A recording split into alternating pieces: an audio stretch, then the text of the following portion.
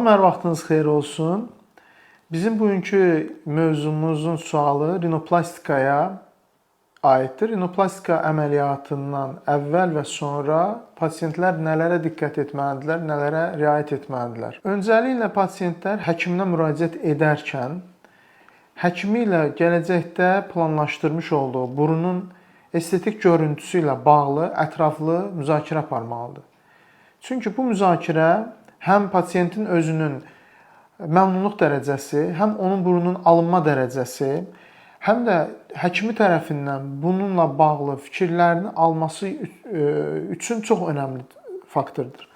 Bəzi hallarda hər bir pasient həkimindən etibarlılıq qazandığından sonra o həkimdə əməliyyat olmağa qərar verir və ən önəmli tərəfi də bundan ibarətdir ki, həkim onun istədiyi burun forması, istədiyi dəyişikliyi qanunici bir şəkildə ona vermiş olsun. Əlbəttə, burada ən önəmli məsələlərdən biri onun alınma dərəcəsidir həm də.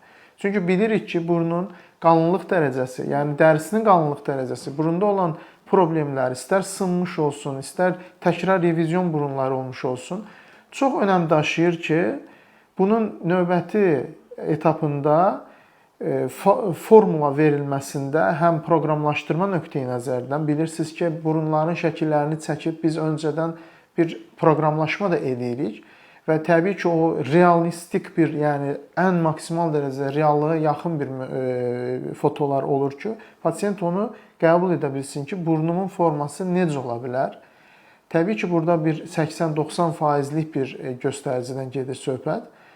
Amma reallıq olaraq bir çox hallarda hətta biz qeyd edirik ki, biz daha gözəl burun forması sizə düzəldə bilərik. Çünki proqramlaşdırma bir kompüter, bir Photoshop işidir. Bu nöqteyi nəzərdən də realistik vəziyyət tam fərqli ola bilir.